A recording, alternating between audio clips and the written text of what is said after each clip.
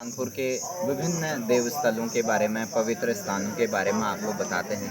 तो आज आपको यह जानकर बड़ी खुशी होगी कि आज हम जिस मंदिर पे आए हैं, ये है भगवान 1008 बंजैण देवता की मूल स्थली। ये है चनुली। आप देखिए ये मंदिर। तो इस मंदिर के काफ़ी सारे इतिहास हैं, काफ़ी किंवदंतियाँ हैं। तो बंजैण जी, जिनको आज हम सुमाल गांव में पूजते हैं, एक भव्य मंदिर है, लेकिन उनका मूल स्थान जो है इसी जगह पर है और ये चनोली ग्राम सभा में आता है। आपको मैं ग्राम दिखाता हूँ। ये है चनोली ग्राम। ये चनोली नाम जो है यहाँ के एक ब्राह्मण पुरोहित के नाम पर पड़ा है, जिनको चन्नू बामन कहा जाता था, और उन्हीं के ब्राह्मण के नाम पर ही ये गांव का नाम चनोली पड़ा।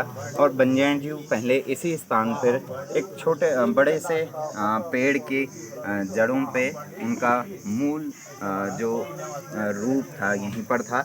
उसके बाद कई सारे घटनाक्रम हुए और जो वो ब्राह्मण थे उनकी दो पत्नियां हुआ करती थी। तो उसके बाद जब वो अपना अनाज, उनका घर यहीं पीछे एक घर था बहुत पुराना, वो अभी उसको खंडित हो गया है, लेकिन उस घर पे जो है अनाज हुआ करता था। उसके बाद दोनों गृहिणियों ने अपने अपने पार्टीशन में अनाज को धूप में सुखाने के लिए रखा हुआ था। उसके बाद यहाँ से हमेशा कुछ न कुछ भविष्यवाणी होती रहती थी। तो जब वो ब्राह्मण जी की पत्नी जो है वहाँ पर अनाज सुखा रहे थे, तो उनको कम ज़्यादा लगा अनाज, तो उसके बाद उनमें जो है विवाद शुरू हो जाता था। तो फिर और ये जगह से जो है भविष्यवाणी होती थी कि आप जो है गलत कर रहे हैं या आप सही कर रहे हैं। तो इसी के साथ जो है ये जो ग्राम सभा है, यहाँ पर काफ़ी सारे लोग सीख लीख लेके आते हैं।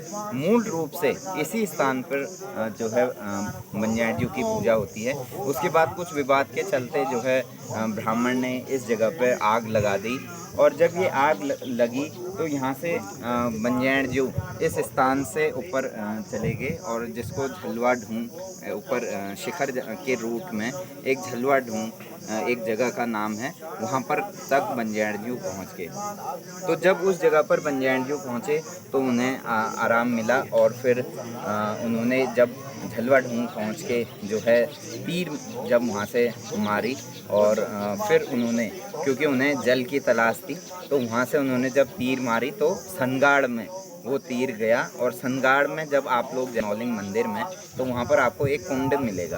तो उस कुंड से जल और फव्वारे जो है पूरे धरा पे आ गए, और यहाँ पर भी आग बुझ गई, और बंजैण जी को भी एक संतोष और सुकून मिल गया।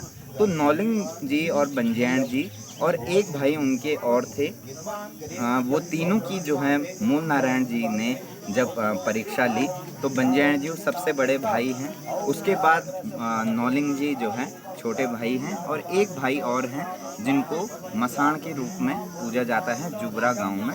उनको वहाँ पर शरण मिली, क्योंकि वो कई सारी परीक्षाओं को पास नहीं कर पाए, तो इस वजह से उनको दैवीय रूप में नहीं पूजा जाता है।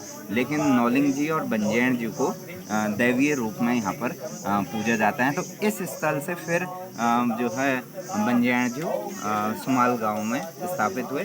सुमाल गांव के ठीक ऊपर भगवंता बूंग है।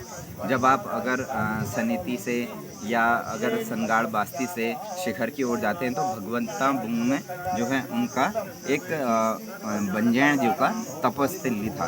वहाँ पर एक बड़ा सा पत्थर है, और वहाँ पर जो है उन्होंने तप किया। वहाँ पर उनकी मतलब ध्यान लगाने की एक जगह थी।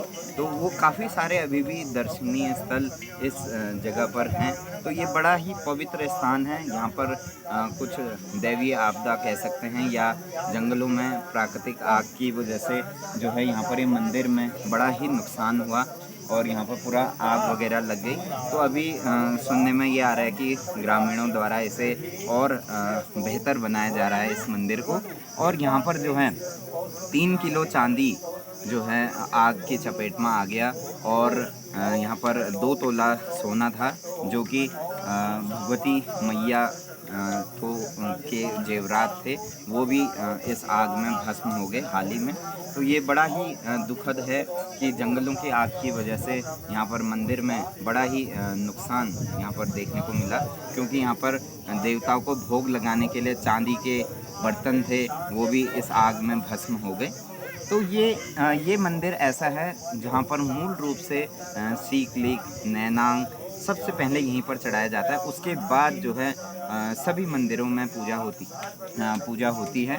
तो यहाँ पर जैसे एक साल कोरंगा लोग सबसे पहले सीख देते हैं और एक साल कोश्यारी लोगों की सीख जाती है। तो यहाँ पर कोरंगा और कोश्यारी का मूल स्थान ये बंजैण जी का मंदिर है।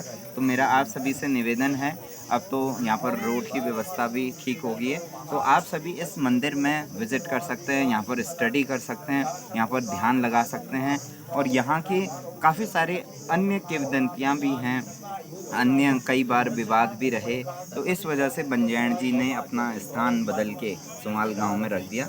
लेकिन आप सभी को ये स्टोरी नहीं पता होगी, क्योंकि हम लोग हमेशा भनार के बंजैण जी बोलते हैं, तो लेकिन ये उनका मूल स्थान है। तो मूल स्थान की एक मूल रूप से यहाँ पर पूजा की जाती है और यहाँ पर फुल्लिंग है जिनके पंचामृत से इस पूरे धरा को संतुष्टि मिलती है। तो मेरा आप सभी से निवेदन है कि आप इस स्थान पे आइए और यहाँ के दार्शनिक स्थलों को जानिए और अपनी दानपुर की संस्कृति को आगे बढ़ाइए। धन्यवाद।